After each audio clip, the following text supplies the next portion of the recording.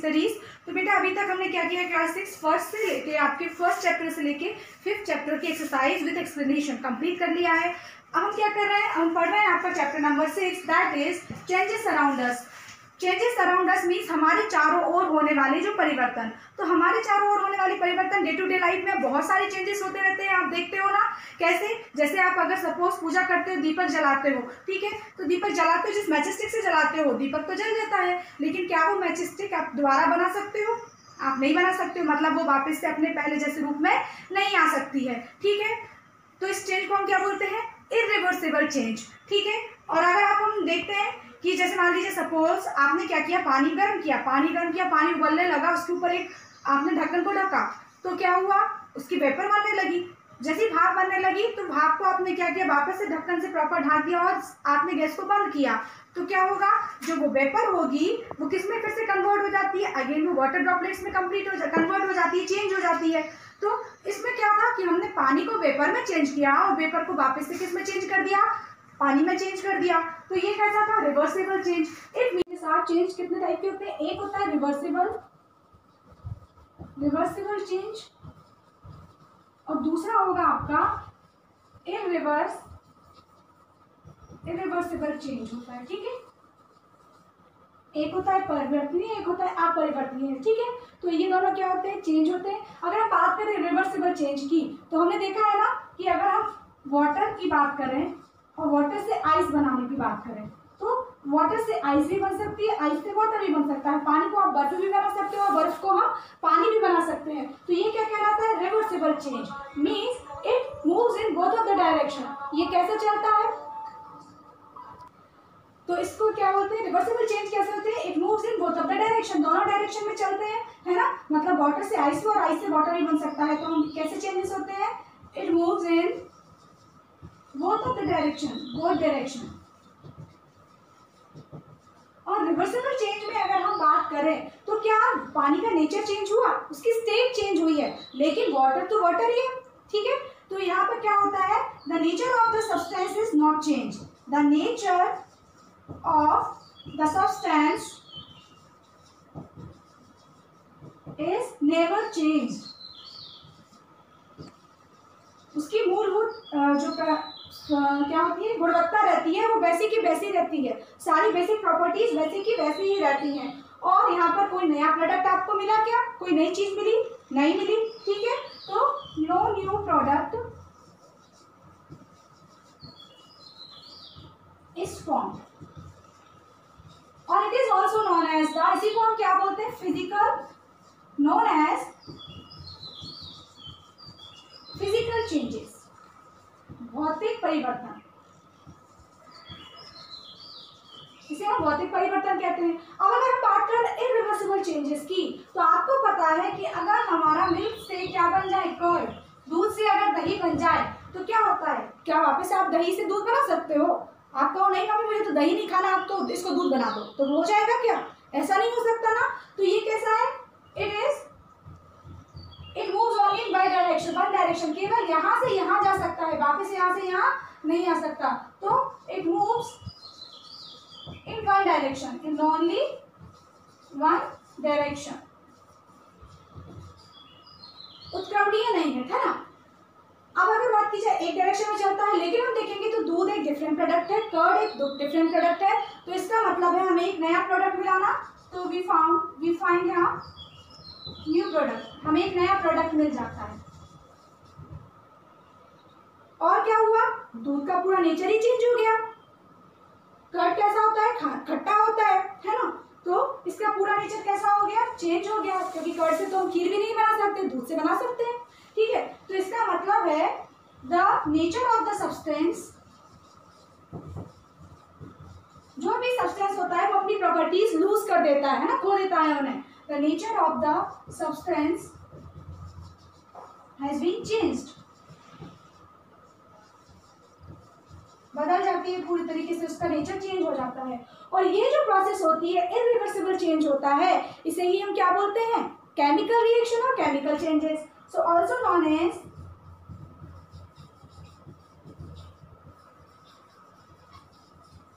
Chemical reaction या changes. अच्छी examples की तो आप देखेंगे कि अगर एक पौधा प्लांट को आपको ग्रो करना है तो सीड से पौधा जो ग्रो हुआ है तो क्या वो पौधे को आप वापस वही सीड बना सकते हो? आपको उस पौधे से बहुत सारे नए सीड मिल जाएंगे, लेकिन वही का वही एग्जैक्ट बीज क्या आपको मिलेगा जिससे वो पौधा बना था? नहीं मिलेगा। ठीक है, तो ये भी क्या एक केमिकल चेंज का उदाहरण है। अगर आप छोटा सोचो, आप पहले हम बेबी रहते हैं, फिर धीरे धीरे ग्रो करते हैं, ये कैसा चेंज है? ये हमारा वेरी स्लो चेंज, बहुत धीमा चेंज है, लेकिन ये भी कैसा होता है? केमिकली चेंजेस आप इसके लिए कह सकते हो। ठीक है, अगर बात करें और भी केमिकल चेंज की तो बहुत सी इंटरेस्टिंग चीजें, जैसे कुकिंग ऑफ फूड, खाने को बनाना। पका हुआ खाना कभी भी कच्चे खाने में नहीं बदला जा सकता, तो ये किस चीज का उदाहरण है? ये केमिकल चेंज का एग्जांपल है। सिमिलरली अगर हम बात करें वेजिटेबल्स की, सब्जियां बहुत टेस्टी होती हैं, खाने में बहुत अच्छी लगती है, लेकिन अगर हम जो रॉ वेजिटेबल को कट कर देते हैं और उससे करी बना लेते हैं, सब्जी बना लेते हैं, तो जो सब्जी बनती है, बनी हुई सब्जी, पकी हुई सब्जी बिल्कुल चेंज होती है, टोटली चेंज होती है। किससे? रॉ वेजिटेबल से, कच्ची कटी हुई सब्जियों से। होता है ना, उन्हें वापस, अगर मान लीजिए सपोज आपने बैगन की सब्जी बनाई, ठीक है, या भिंडी की सब्जी बनाई, और फिर आप क्या वापस से आपके लिए नहीं खानी तो आप वापस उसको क्या नहीं बना सकते हो? फ्रेश भिंडी नहीं बना सकते हो ना। जो वेजिटेबल आपने गार्डन से काट कर लेके आए थे, अगर हमने उसे ऐसे कट कर दिया किसकी हेल्प से? With the help of knife. अब आपको एक प्रॉपर लेडी फिंगर अगर बनानी है तो क्या आप इसके लिए बना लोगे? नहीं बना सकते हो। ठीक है, क्यों नहीं बना सकते? क्योंकि ये कैसा चेंज है? इट्स अ केमिकल चेंज, जो कैसा होता है? जो अपरिवर्तनीय है, जिसे बदला नहीं जा सकता है। अब हम बात करते हैं कुछ और चेंजेस है। Those are the slow changes and fast change.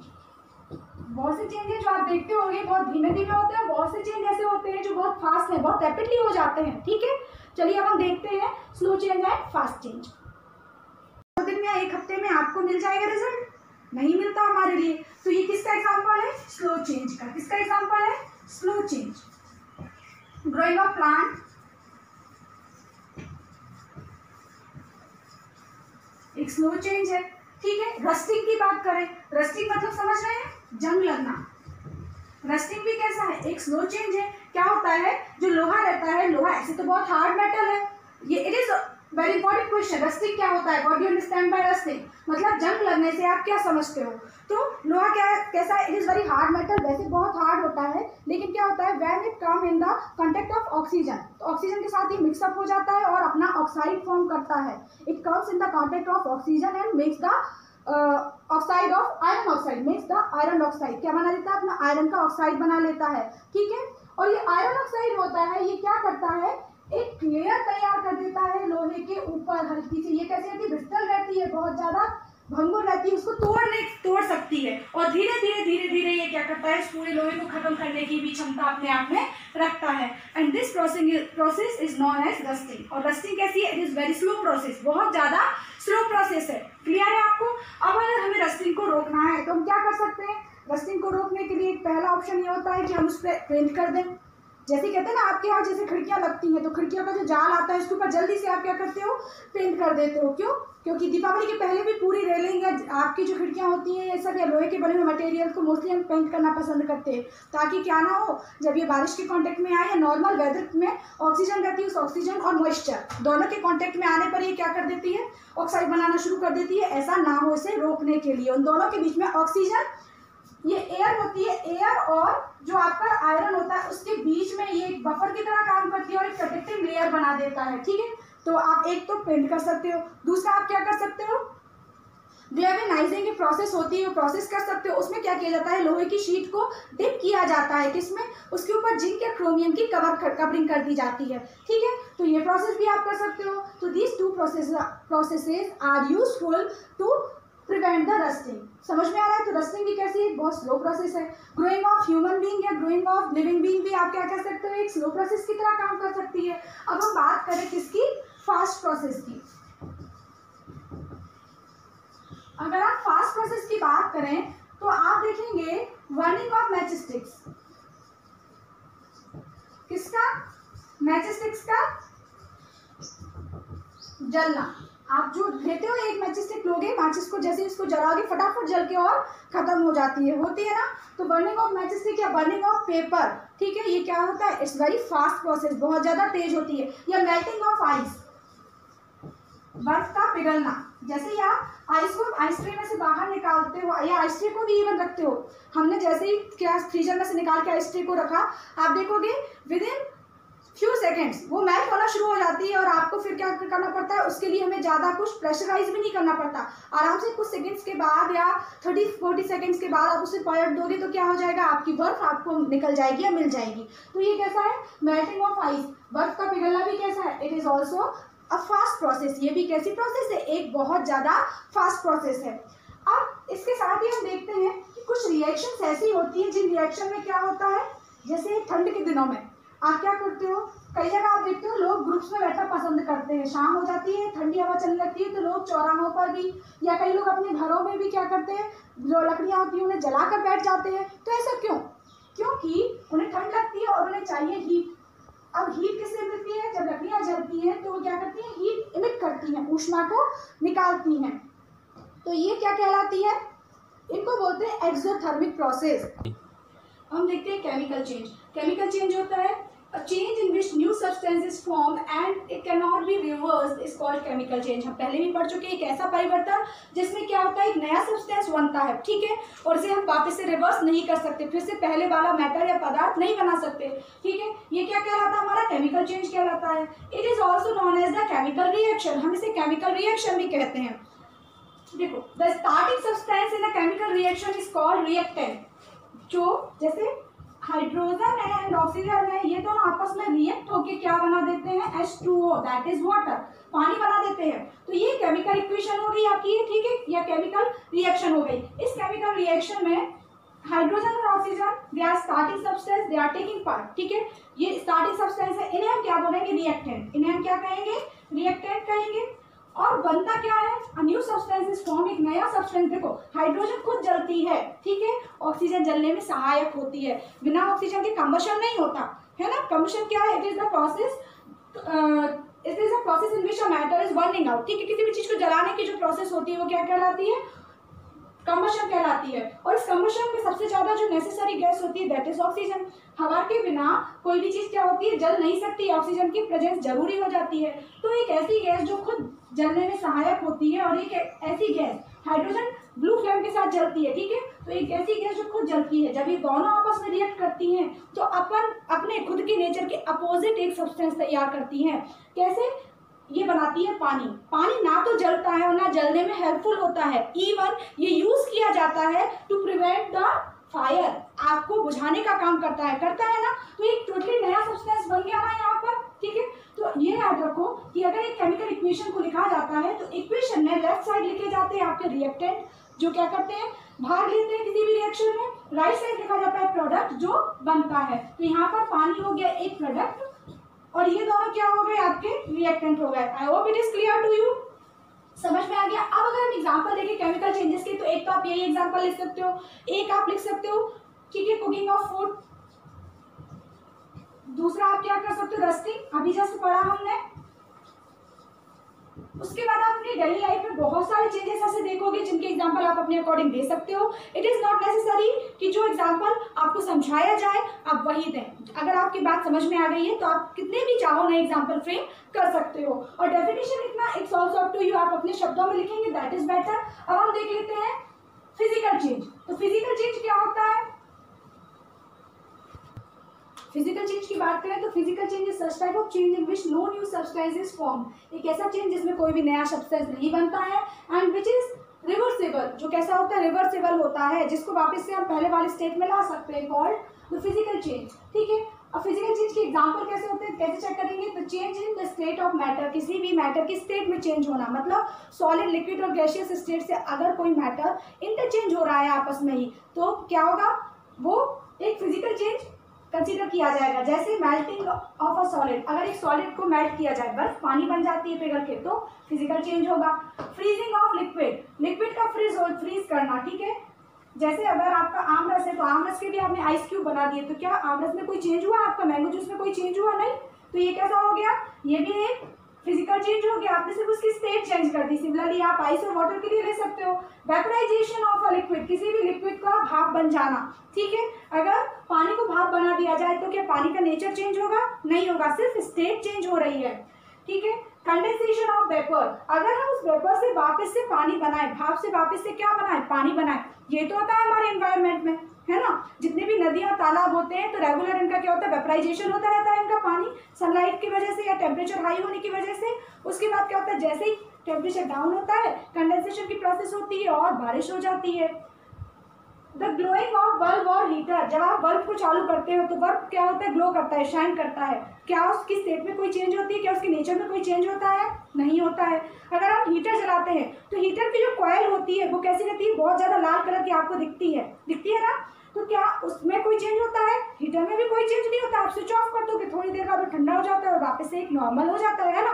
तो ये कैसे चेंज हो जाएगा, it is physical change. Expansion and contraction, expansion का मतलब होता है प्रसार, किसी भी चीज का फैलना, ठीक है। और कंट्रैक्शन का मतलब होता है किसी भी चीज का सिकुड़ना। अगर हमने क्या किया कि स्प्रिंग ली, स्प्रिंग को क्या किया, एक्सपेंड कर दिया, फैला दिया, तो क्या कोई चेंज हुआ, उसका सिर्फ आकार बदला है, लेकिन क्या उसका नेचर चेंज हुआ, चेंज नहीं हुआ। ये एक फिजिकल चेंज है। ऐसे ही अगर हम देखेंगे किसी भी चीज को अगर हम टेम्परेचर देते हैं, जैसे लोहा है, लोहे को आप गर्म करोगे तो मेल्ट होकर एक्सपेंड होगा, ठीक है, धीरे धीरे उसका क्या होगा, लूज होगा, उसकी बॉन्डिंग लूज होगी और वो क्या हो सकता है, फैल सकता है। लेकिन जैसे ही टेम्परेचर डाउन होगा वो वापस से अपने नॉर्मल स्टेट में आ जाएगा।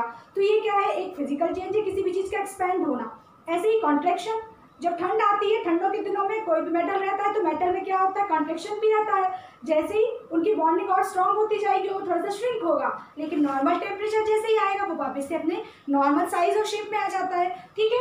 तो इसे हम क्या कहते हैं, कॉन्ट्रैक्शन को और एक्सपेंशन को हम क्या कहते हैं, these are the example of the physical change. ये फिजिकल चेंज की एग्जांपल है। अब हम देखते हैं हीट का इफेक्ट।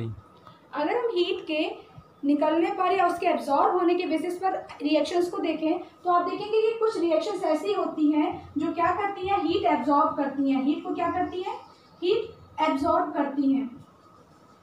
तो ऐसी रिएक्शंस को क्या कहते हैं हम, ये रिएक्शन कहलाती है हमारी एंडोथर्मिक रिएक्शन, जो हीट को क्या कहती है, दे टेक द हीट, है ना, दे टेक हीट।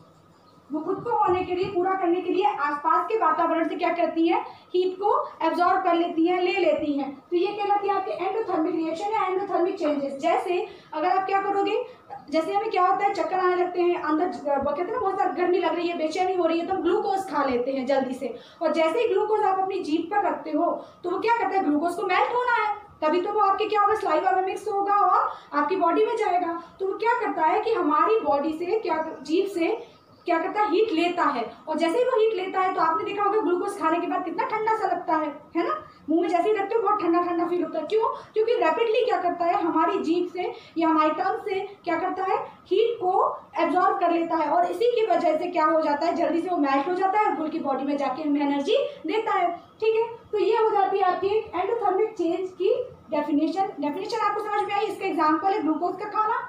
और एक्सोथर्मिक रिएक्शन क्या होगी, such type of reaction in ways जो हीट होती है वो हीट क्या कहलाती है, हीट इमिट की जाती है या इवॉल्व की जाती है, निकाली जाती है, ठीक है। तो ऐसी एक रिएक्शन जिसमें हीट को क्या करता है, जिसमें हीट इमिट की जाती है और इट इवॉल्व द हीट्स, तो वो क्या कहलाती है, एक्सोथर्मिक रिएक्शन कहलाती है। और इसका एग्जांपल क्या होता है, वही ठंडों में हम क्या करते हैं, जिसके बारे में हमने पहले बात की थी कि ठंडियों में जब हमें क्या लगती है, ठंड लगती है तो हम लकड़ी को जलाते हैं, क्योंकि फायर क्या करती है, जो लकड़ी होती है जब ये बर्न आउट होती है तो उस समय क्या करती है, ये हीट और लाइट दोनों को इमिट करती है, दोनों के लिए इवॉल्व करती है। That's why it is an example of exothermic change. अब हम पढ़ते हैं व्हाई दीज चेंज आर अकर, ठीक है, व्हाई दीज चेंजेस आर अकर, ठीक है। तो ये चेंज होते क्यों है, ये परिवर्तन होते क्यों हैं। तो बेटा अभी तक हमने देखे कितने सारे चेंजेस हमारे चारों तरफ होते रहते हैं, है ना, लेकिन व्हाई दीज चेंजेस आर अकर, ठीक है, ये होते क्यों हैं, क्यों होते हैं। तो the causes of changes, first is temperature. अगर टेम्परेचर में चेंज होता है तो आपके जितने भी चेंजेस होते हैं, चाहे वो केमिकल हो या फिजिकल हो, रिवर्सिबल हो, स्लो चेंजेस हो या फास्ट चेंजेस हो, डेफिनेटली वो होंगे। या और another thing is mixing of substance, ठीक है, जब दो आप सब्सटेंस को या दो से ज़्यादा सब्सटेंस को आपस में आप मिक्सअप कर देते हो तो भी चेंज होंगे, है ना। तो मिक्सिंग ऑफ सब्सटेंस में आप बहुत सारे एग्जांपल खुद से भी दे सकते हो। जैसे अगर आप सिंपली देखो कि हम दाल चावल को सेपरेट बनाते हैं, दोनों का टेस्ट अलग होता है, लेकिन जब हम दोनों को मिला देते हैं तो हम खिचड़ी बना लेते हैं, और खिचड़ी का टेस्ट चावल और दाल के सेपरेट टेस्ट से कैसे होता है, बहुत अलग होता है। तो इफ जो मिक्सिंग होती है सब्सटेंसेस की, इसकी वजह से क्या होते हैं, चेंज होते हैं या परिवर्तन होता है। चलिए अब बात करते हैं टेम्परेचर की। तो अगर टेम्परेचर कैसा होता है, टेम्परेचर ज़्यादा होता है, बढ़ता है, तो क्या होता है, बहुत से जो मेटल्स होते हैं ये क्या होता है, उनका एक्सपेंशन हो जाता है। टेम्परेचर की वजह से चेंजेस होते हैं, ये एक्सपेंशन होते हैं, मेल्टिंग, एवेपोरेशन और कॉन्ट्रैक्शन। ठीक है, अगर हम बात करें एक्सपेंशन की, तो एक्सपेंशन एक ऐसी प्रोसेस है जिसमें क्या होता है, कोई भी सब्सटेंस होता है वो कैसा हो जाता है, उसके बॉन्ड लूज होते हैं और वो अपनी साइज में कैसा होता है, थोड़ा सा चेंज हो जाता है और थोड़ा सॉफ्ट भी हो जाता है। ठीक है, बढ़ जाता है, लार्ज हो जाता है। तो this process is known as the expansion. ये मेटल्स में होता है। अब अगर हम बात करें किसकी, मेल्टिंग की, तो मेल्टिंग का मतलब क्या होगा, पिघलना किसी भी चीज का। जब टेम्परेचर मिलता है तो जैसे आइस है, आइस कैसी हो जाती है, बर्फ क्या होती है, पिघल जाती है। ठीक है, इसी तरीके से आप देखो, आप जैसे मलाई है, क्रीम है, उसको आप क्या रखते हो, नॉर्मल सेव करके फ्रिज में रखते हैं। लेकिन अगर आप देखना दूध के लिए ठंडे मौसम में अच्छी मलाई जम जाती है, लेकिन जब गर्मियों की बात करें और दूध को आप क्या कर दो, उबालने के बाद बाहर निकाल कर रख दो। ठीक है, ओवरनाइट आप रख दोगे, उसके बाद भी आपकी क्रीम बनेगी नहीं। क्यों? क्योंकि वो मलाई क्या होती है, मेल्ट हो जाती है, वो क्रीम मेल्ट हो जाती है। ठीक है, तो इसको बोलते हैं टेम्परेचर बढ़ने के साथ साथ क्या होता है, ये दोनों चीजें क्या हो जाती है, मेल्ट हो जाती है, मेल्टिंग की प्रोसेस होने लगती है। अब बात करें अगर एवेपोरेशन, इसको बोलते हैं वाष्पीकरण। तो एवेपोरेशन क्या होता है, एवेपोरेशन अगर हम अपने नेचर में देखें तो ये कंटिन्यूस प्रोसेस है जो लगातार चलती ही रहती है। जैसे ही हीट बढ़ती है, टेम्परेचर रेज होता है, तो जो वाटर होता है, वाटर क्या सा होने लगता है, उबलने लगता है, और उबलने के बाद ये क्या होता है, वेपर में कन्वर्ट हो जाता है। तो it is the vaporisation, evaporation of the water. ठीक है, उसका वाष्पीकरण हो गया। लेकिन ऐसे ही बहुत से सॉल्यूशंस होते हैं जिनमें हम क्या करते हैं, उन्हें एवेपोरेट करके केमिकल रिएक्शंस को करा सकते हैं, या केमिकल चीज़ों को क्या करते हैं, केमिकली सेपरेट भी किया जा सकता है बाय यूजिंग द एवेपोरेशन। ठीक है, एवेपोरेशन को यूज करके, जैसे एवेपोरेशन को यूज करके हम क्या करते हैं, नमक भी तो वैसे ही बनता है। समुद्र के पानी को अगर कहाँ रख दो, खाड़ियों में इकट्ठा करके रख दिया जाता है, फिर एवेपोरेशन प्रोसेस के थ्रू वो क्या होता है, क्रिस्टल नीचे रह जाते हैं और पानी भाप बन के उड़ जाता है। फिर उसे प्यूरिफिकेशन किया जाता है और प्यूरिफाई होने के बाद वो हमारे पास आ जाता है, जिसका हम खाने में यूज कर लेते हैं। Now the last topic that is contraction. तो कंट्रैक्शन के बारे में भी हम बात कर चुके हैं। कंट्रैक्शन क्या होता है, इसका मतलब होता है श्रिंक होना या सिकुड़ना। तो जैसे ही टेम्परेचर कैसा होता है, डाउन होता है, तो क्या होता है, सब्सटेंसेस जो होते हैं उनके बॉन्ड और ज्यादा कैसे होने लगते हैं, टाइट होने लगते हैं। जब बॉन्ड टाइट होंगे तो आपस में कैसे हो जाएंगे, और ज्यादा कॉम्पैक्ट हो जाएंगे। ठीक है, श्रिंक हो जाएंगे आपस में। ठीक है, और जैसे ही सिकुड़ता है तो उसको क्या बोलते हैं कि वहाँ कैसा हो गया, कंट्रैक्शन हो गया है। तो आप देखना, अगर लोहे की बात की जाए तो क्या होता है, ठंडों में ये क्या हो जाता है, कंट्रैक्ट हो जाता है, सिकुड़ जाता है। और गर्मियों में देखा जाए तो लोहे की चादर कैसी हो सकती है, थोड़ी सी एक्सपेंड हो सकती है। ज़्यादा चेंजेस, बहुत ज़्यादा चेंज देखने में नहीं मिलता, लेकिन अगर आप मेजर कर सकते हैं तो बिल्कुल ये चेंजेस देखने को मिलते हैं। अगर हम एक्सपेंशन की बात करें तो गैसों में भी टेम्परेचर के साथ क्या होता है, एक्सपेंशन होता है। सबसे अच्छा एग्जाम्पल क्या होता है, अक्सर गर्मियों में अगर आप देखें तो आपके जो ट्यूब होते हैं साइकिल के, वो बस्ट हो जाते हैं, फट जाते हैं। क्यों? क्योंकि जब गर्मी आती है और हम उसमें जितनी गैस चाहिए होती है उतनी गैस भर के रखते हैं, तो टेम्परेचर बढ़ने के साथ साथ जो गैस होती है वो एक्सपेंड होने लगती है। भले ही आपने सफिशिएंट गैस भरी हुई हो, लेकिन जैसे ही वो एक्सपेंड होती है तो ट्यूब तो लिमिटेड है, अब उसकी साइज से भी ज़्यादा स्पेस उसको चाहिए होता है, तो क्या होता है, ये आपका टायर बस्ट हो जाता है। समझ में आ रहा है? इसलिए क्या करते हैं, जब हमें पता है कि गर्मी बहुत ज़्यादा है तो उस समय जितनी नीड होती है हमारे ट्यूब्स की या टायर्स की, तो उसमें हम क्या करते हैं, गैस उस नीड से हमेशा थोड़ी कम भर के रखते हैं। करते हैं ना ऐसा? तो it was the last topic of your chapter that is changes around us. अब अपनी नेक्स्ट क्लास में पढ़ेंगे the exercise that is based on the changes around us. ठीक है, अब हम एक्सरसाइज पढ़ेंगे, तब तक आप क्या कीजिए, आप इसको नोट कर लीजिए। अगर आपके लिए कोई डाउट है then you please ask in comment section. अभी तक अगर आपने वीडियो को लाइक नहीं किया है then you please like it and subscribe my channel so that the next videos है वो आप तक पहुंच सकें। Thank you.